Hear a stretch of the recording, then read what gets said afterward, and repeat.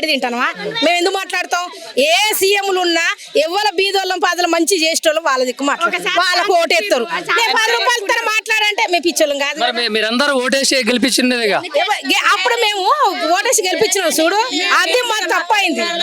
ఈయన అన్ని ఎలగబెడతా అన్నాడు కదా, 1,16,000 ఇస్తా, తులం బంగారం ఇస్తా అన్ని చెప్పినాడు కదా. 3 ఏళ్ళు మా ఆయన పోయి పింఛన్ కోసం తిరిగి సత్తాను. డబుల్ బెడ్రూమ్ ఇస్తా అని చెప్పి అసలు ఇంతవరకు ఎవరికి ఇవ్వట్లేదు. పేదవాళ్ళు అంతా బాధపడుతున్నారు, రెంట్లు కట్టుకోలేక. 50,000 ఇస్తా ఆశపడతారు కదా అన్నారు, రూపాయి లేదు.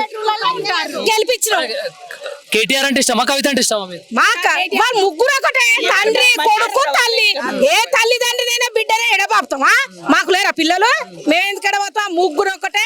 మాదే ఈసారి చెయ్యి, మేమే గెలుస్తాం. మాదే తెలంగాణ. కేసీఆర్ మళ్ళీ వచ్చేసారి ఎవరు గెలిపిస్తారు?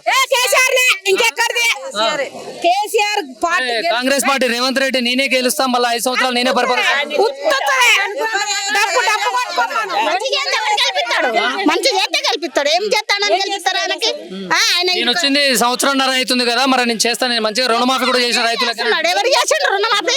ఎవరు చేయలేదు. అవి వేస్తాను డబ్బులు, అవి కూడా వేయలేదు. ఎవరు చేసిండు రుణమాఫీ? రైతు బంధు కూడా పడతలేదు మాకు.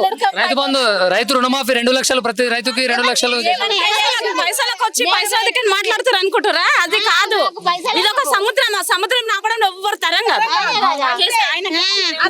వేస్ట్ గాడు డబ్బులు ఇచ్చి మాట్లాడిస్తున్నాను చెప్తున్నాడు.